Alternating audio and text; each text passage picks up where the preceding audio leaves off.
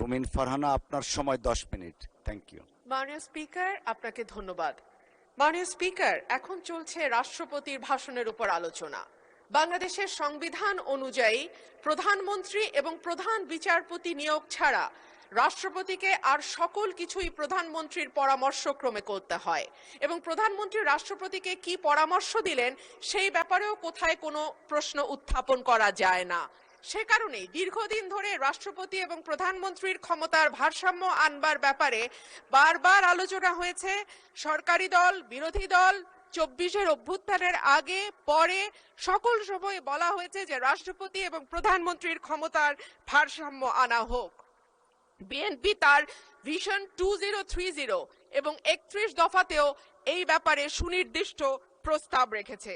মাননীয় স্পিকার, সে কারণেই সঙ্গতভাবে আমাদের একটা এক্সপেকটেশন ছিল যে এইবার রাষ্ট্রপতি মন্ত্রিপরিষদ কর্তৃক অনুমোদিত ভাষণের বাইরে গিয়ে তার নিজের মতন করে ভাষণ দিতে পারবেন, কিন্তু আমরা দেখলাম এইবারও রাষ্ট্রপতির ভাষণ মন্ত্রিপরিষদ কর্তৃক অনুমোদিত একটি ভাষণ তাকে দিতে হলো।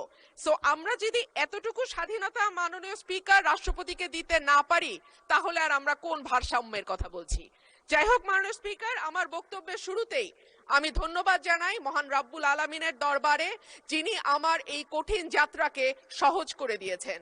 আমি তারপরে ধন্যবাদ জানাই আমার অসংখ্য নেতাকর্মী, যারা নানানভাবে বঞ্চিত হয়ে ভয় ভীতির মধ্যে দিয়ে আমার নির্বাচন করেছে, দল থেকে বহিষ্কার হয়েছে, কিন্তু তারা আমাকে ছেড়ে যায় নাই।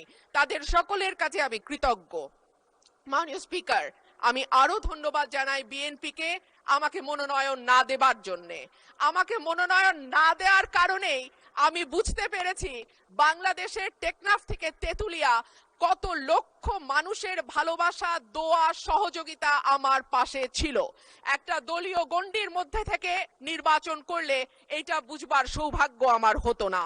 মাননীয় স্পিকার, আমি গভীর শ্রদ্ধার সঙ্গে স্মরণ করি দেশনেত্রী, 3 বারের সাবেক প্রধানমন্ত্রী বেগম খালেদা জিয়াকে, যিনি আমাকে স্নেহ দিয়ে রাজনীতিতে এনেছিলেন, এবং আমি বিশ্বাস করি তার অপূর্ণতা এই সংসদে কোনো দিন পূরণ হবে না। মাননীয় স্পিকার, হাজার মানুষের আত্মত্যাগ, তার ফসল হচ্ছে আজকের এই সংসদ।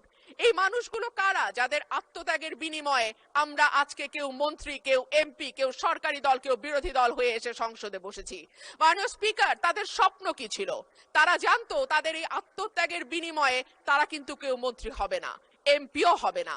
তারা ছিল সাধারণ মানুষ, একেবারে খেটে খাওয়া সাধারণ জনগণ বাংলাদেশের।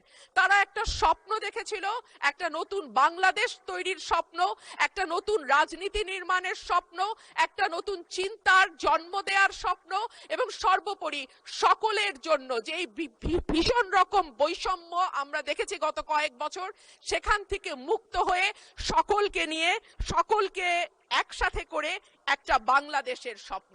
সেই সকল মানুষের কাছে আমি এবং আমি বিশ্বাস করি আমার সহকর্মী এই সংসদ সদস্যরা সকলেই কৃতজ্ঞ।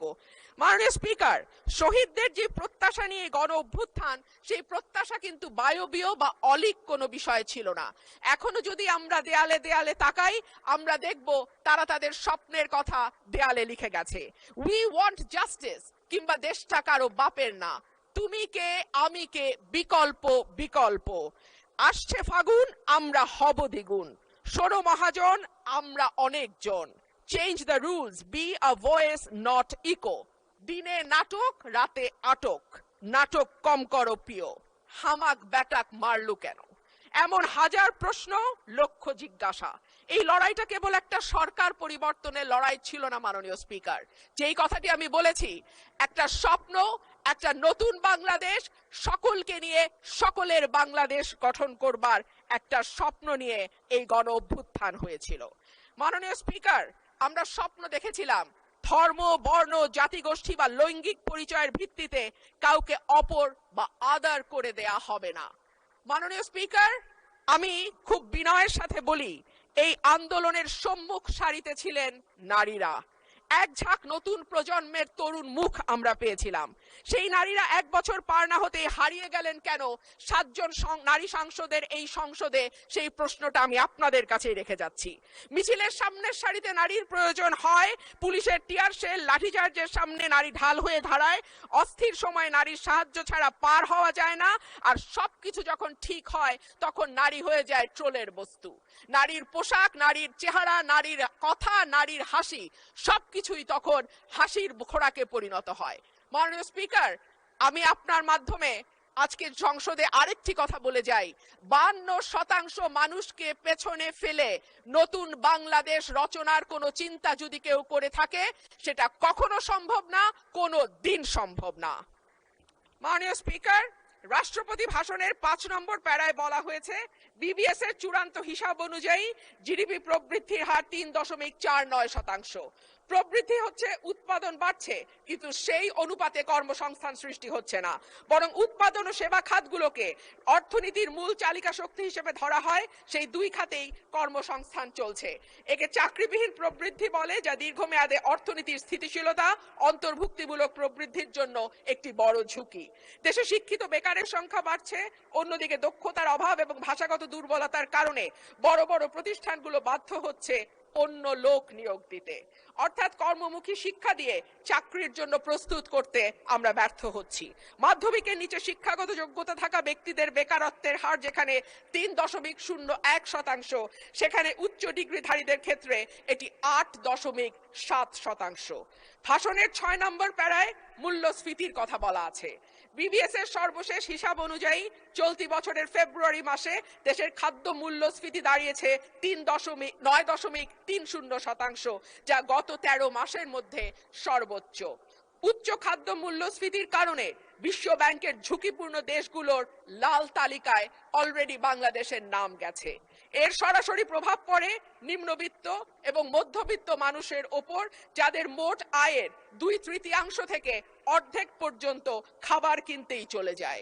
ক্রমাগত মূল্যস্ফীতি দারিদ্র্য বাড়ায়, পুষ্টিহীনতা তৈরি করে এবং আগামী প্রজন্মের মেধা বিকাশে সরাসরি প্রভাব রাখে। মাননীয় স্পিকার, প্যারা 7-এ রাষ্ট্রপতি 19 ফেব্রুয়ারি পর্যন্ত বৈদেশিক মুদ্রার যে রিজার্ভ, সেটা দাঁড়িয়েছে $34.78 বিলিয়ন বলে ঘোষণা করেছেন। এই বৈদেশিক মুদ্রা আয়ের প্রধান খাত হলো পোশাক রপ্তানি। এরপর আছে প্রায় 1 কোটি প্রবাসীর পাঠানো রেমিটেন্স, বৈদেশিক ঋণ, ফরেন ডিরেক্ট ইনভেস্টমেন্ট বা এফডিআই, বৈদেশিক অনুদান ইত্যাদি। একক শিল্প হিসেবে তৈরি পোশাক খাতের উপর অতিরিক্ত নির্ভরতা, বৈদেশিক ঋণ বেড়ে $113.51 বিলিয়ন হওয়া, এফডিআই এর ক্রমাবনমন ইত্যাদিকে মোকাবেলা করতে হলে রফতানি পণ্যের বহুমুখীকরণ, বিনিয়োগ বান্ধব পরিবেশ তৈরি, বিদেশে দক্ষ শ্রমশক্তি প্রেরণের কোনো বিকল্প নাই। সম্প্রতি সিপিডির সম্মানীয় ফেলো প্রফেসর মোস্তাফিজুর রহমান বলেন, ভবিষ্যতে ঋণ পরিশোধের চাপ আরো বাড়বে, তাই এখন থেকেই আয় বাড়ানোর দিকে নজর দিতে হবে।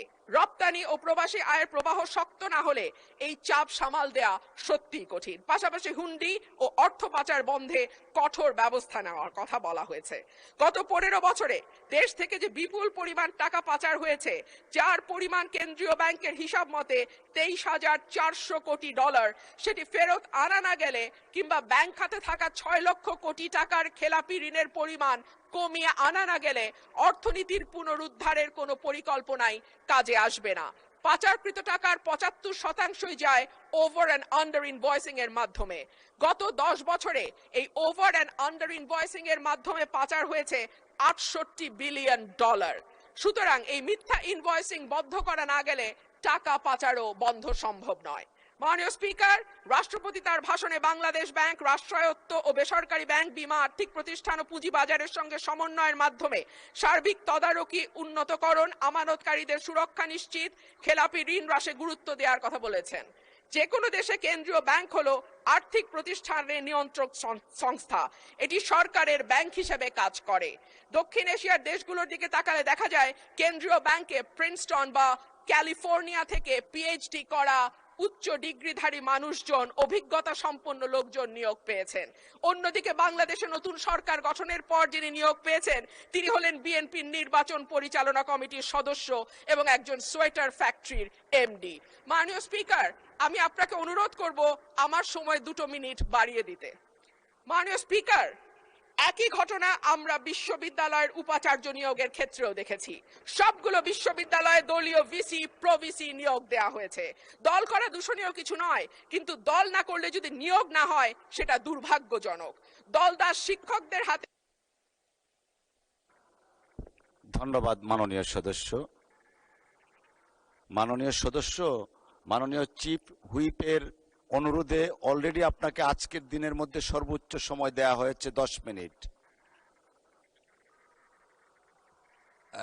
আপনার বক্তব্যের ফ্লো যেন ঠিক থাকে সেই জন্য টানা 10 মিনিট দেয়া হয়েছে। মাননীয় সদস্য, আপনাকে অসংখ্য ধন্যবাদ। আমাদের মাননীয় সদস্য,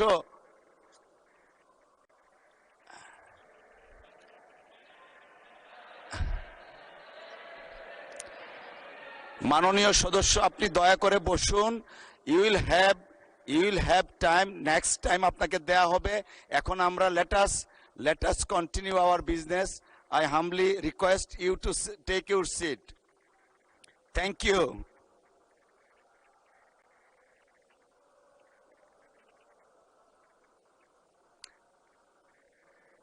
উনি তো স্বতন্ত্র। আচ্ছা ঠিক আছে, 1 মিনিট দেওয়া হলো আপনাকে। মাননীয় স্পিকার, আপনাকে অসংখ্য ধন্যবাদ। মাননীয় স্পিকার, রাষ্ট্রপতির ভাষণে উঠে এসেছে অলিগার্কিক কাঠামো ভেঙে জনগণের অংশগ্রহণ নিশ্চিত করা, বিনিয়োগ নির্ভর অর্থনীতি তৈরি করা। আশা করব আগামীতে সালমানের জায়গায় সাইফুর এসে বসবে না। আশা করব বিনিয়োগ বান্ধব পরিবেশ তখনই হবে যখন আমরা আমলাতান্ত্রিক জটিলতা কমিয়ে বিদ্যুৎ গ্যাসের নিরবচ্ছিন্ন সরবরাহ নিশ্চিত করতে পারবো, ঘুষ দুর্নীতি কমিয়ে একটা ওয়ান স্টপ সার্ভিসের ব্যবস্থা করতে পারবো। পাতানো নির্বাচন বলতেই 14, 18, 24-এর কথা আসে মাননীয় স্পিকার, কিন্তু গত কয়েকদিন আগে পত্রিকায় যেটা স্পষ্টভাবে এসছে 2008 সালের নির্বাচন মাননীয় স্পিকার, সেটিও কোনো নিরপেক্ষ নির্বাচন ছিল না। 2008 সালের নির্বাচনেও একরকম পাতানো খেলা এবং ভেতরের নানান নকশার মাধ্যমে এক দলকে একেবারে ব্রুট মেজরিটি দিয়ে সংসদে আনা। ধন্যবাদ মাননীয় সদস্য।